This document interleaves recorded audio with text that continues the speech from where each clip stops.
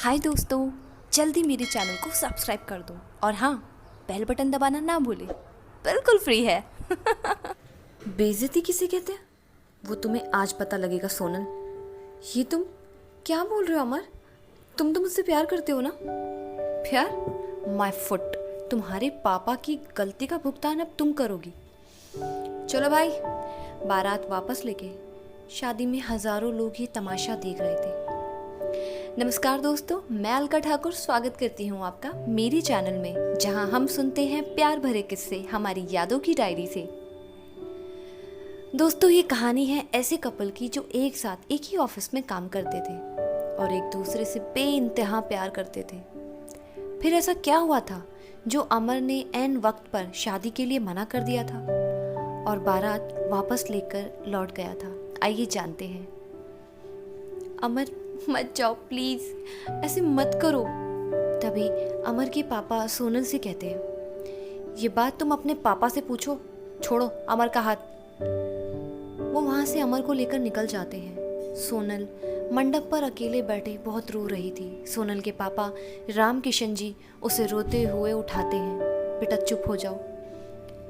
कुछ लड़कियां सोनल को उसके कमरे में ले जाती हैं।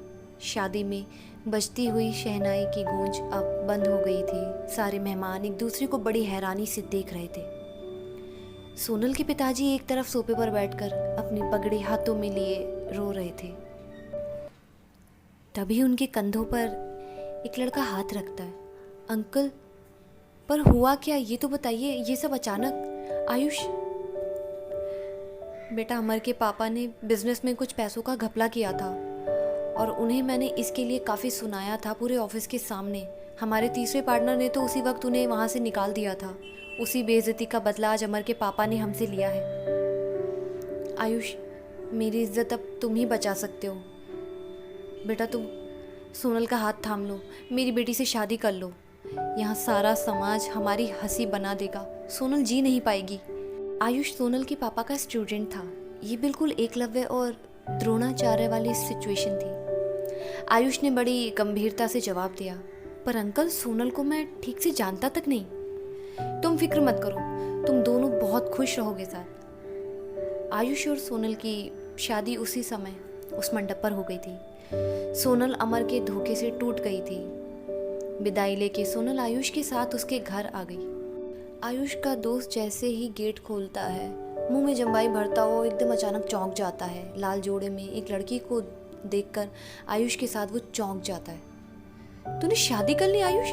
भाई बताया भी नहीं, तू बदल गया। चुपचाप अफेयर, शादी? ठीक है भाई, ठीक है।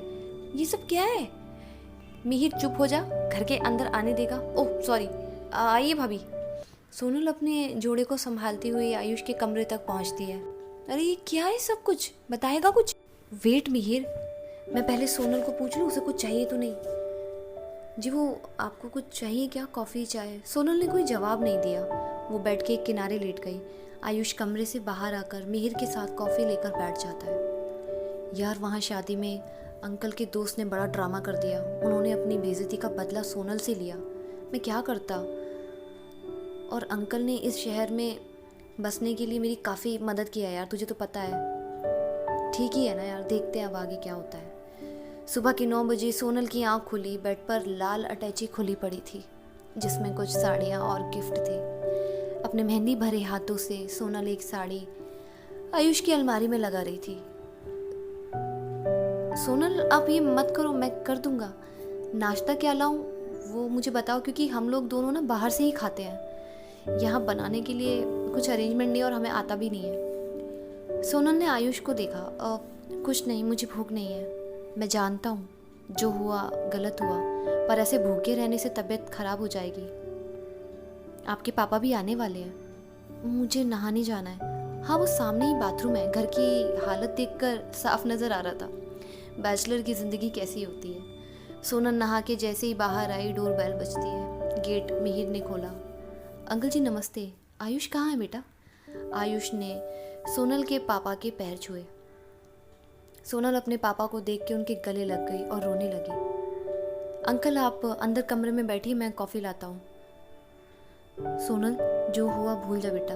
अब आयुष के साथ अपनी ज़िंदगी शुरू कर। वो बहुत नेक लड़का है। तुम दोनों हमेशा खुश रहो, बस यही मेरी दुआ है। उसी समय वहाँ आयुष आ जाता है, हाथ में चाय की ट्रे लिए, जिसमें सोनल के लिए चाय भी थी। थोड़ी देर में सोनल के पापा वहाँ से चले जाते हैं। यार आयुष, इधर आ। अपने कपड़ों का बैग तैयार करके मीर गेट पर खड़ा था। यार तू कहाँ जा रहा है? यार एक ही फ्लैट है, 1 BHK, भाभी आ गई है। अब अच्छा थोड़ी लगता है, मैं अपने दोस्त के साथ शिफ्ट हो रहा हूँ, पर हाँ मिलने आया करूँगा। आयुष ने मिहिर को गले लगाया और थैंक्स कहा। सोनल, मुझे ऑफिस निकलना है, मैं बहुत लेट हूँ आज। पास के रेस्टोरेंट का ये मेन्यू कार्ड है, अपने लिए कुछ मंगा लेना और खा लेना। आयुष ऑफिस निकल जाता है। सोनल ने घर को चारों तरफ से देखा और साफ सफाई में जुट गई। शाम के 7 बजे आयुष ऑफिस से घर आया। बेल बजाया तो गेट सोनल ने खोला। लाल साड़ी पहने, खुली बालों में मेहंदी भरे हाथ, चूड़ियों की खनकने की आवाज़। आयुष ने अंदर कदम रखा तो एक एक चीज़ सलीके से अपनी जगह पहुंच चुकी। रसोई में कप से लेकर प्लेट तक सब अपनी जगह। घर अब बहुत साफ सुथरा सुंदर लग रहा था। मैं चाय लाऊं आपके लिए? नहीं नहीं, आप क्यों परेशान होती है, मैं बना लूँगा। इसमें परेशानी कैसी है? पापा के लिए भी तो मैं बनाती थी ना चाय। आयुष वहीं हॉल में सोफे पर बैठ गया। चाय लाती हुई सोनल रसोई से बाहर आ रही थी। आयुष सोनल को ही देख रहा था। जी चाय, अब थैंक्स। थोड़ी देर में जब आयुष कमरे में पहुंचा तो बेडशीट तरीके से बिछी थी, तकिए सलीके से। पूरा कमरा सोनल की मेहंदी की खुशबू से महक रहा था। अलमारी खोलने पर आयुष की शर्ट से लेकर जीन्स, रुमाल, एक एक कपड़ा इतने तरीके से रखा था। आयुष को अब शर्म आ गई। शिट यार, उसने कितनी मेहनत किया थी, क्या सोच रही होगी मैं कैसे रहता हूँ। मैं खाना लगा दूँ आपके लिए? खाना? आपने मंगा लिया? नहीं, बना दिया है। आपने खाना भी बनाया है? क्या जरूरत थी ये सब करने की? आप बाहर आ जाइए, मैं खाना लगा रही हूँ। आयुष ने सोनल के हाथ का खाना खाया तो उसे बहुत स्वाद लगा। घर में अब बहुत अच्छा लग रहा है, आपने काफी हालत सुधार दी। आयुष, आप मुझे सोनल कह सकते हैं, आप थोड़ा अजीब लग रहा है मुझे। खाना खाने के बाद सोनल अपने कमरे में बैठी थी। आयुष ने कमरे में से चटाई उठाई और वो बाहर जाने लगा। आप बाहर मत सोइए, मैं सो जाती हूँ। नहीं नहीं, आप अंदर सोइए, मैं बाहर सो जाता हूँ और मुझे आदत है। आयुष ने बाहर हॉल में चटाई बिछा दी और वहीं लेट गया। लेटा हुआ आयुष सोनल के बारे में सोचने लगा। हमारी तो कोई कंपैटिबिलिटी नहीं है, कोई आदत ही नहीं मिलती है। वो एकदम सलीके से रहने वाली और मैं एक जूता वहाँ तो एक सॉक्स वहाँ, सारे काम तो मेरे ऐसे ही पड़े रहते हैं। थोड़ी देर में वो बालकनी पर जाकर खड़ा हो गया। रात की खामोश हवा सर्दी के आने की दस्तक दे रही थी। आप सोए नहीं? पीछे पलटकर देखा तो सोनल खड़ी थी।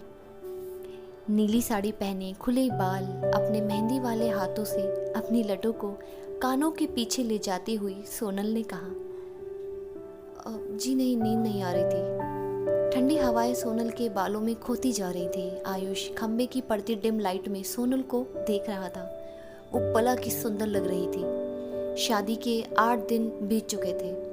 आज सुबह सोनल तैयार हो गई थी। आयुष, मैं ऑफिस जा रही हूँ। इन 8 दिनों में आयुष और सोनल अच्छे दोस्त बन चुके थे। सोनल, मैं छोड़ दूँ तुम्हें ऑफिस? शाम को आते हुए पिक कर लूँगा। ठीक है। शाम के 6 बजे आयुष सोनल को लेने उसके क्यू से थोड़ी दूर खड़ी सोनल दिखाई दी। पर ये लड़का कौन है? सोनल उसको पकड़ के उसकी बाइक के पीछे वाली सीट पर बैठ गई थी और वहां से निकल गई थी। आयुष ने भी अपनी बाइक उस लड़के के पीछे दौड़ाई। कुछ देर में दोनों सीसीडी के आगे रुक गए। आयुष वहीं खड़ा देखता रहा, ये लड़का है कौन? सोनल इसके साथ यहाँ क्या कर रही है? हेलमेट उतारने पर वो लड़का सोनल के साथ अंदर सीसीडी में जाकर बैठ गया। आयुष ने थोड़ा करीब जाकर देखा तो वो अमर था, जिसने सोनल के हाथों को अपने हाथों में पकड़ा हुआ था। दोस्तों, मिलेंगे इसके अगले पार्ट में। तब तक मेरे चैनल से जुड़े रहिए, कमेंट करते रहिए, चैनल को सब्सक्राइब करते रहिए। Take care.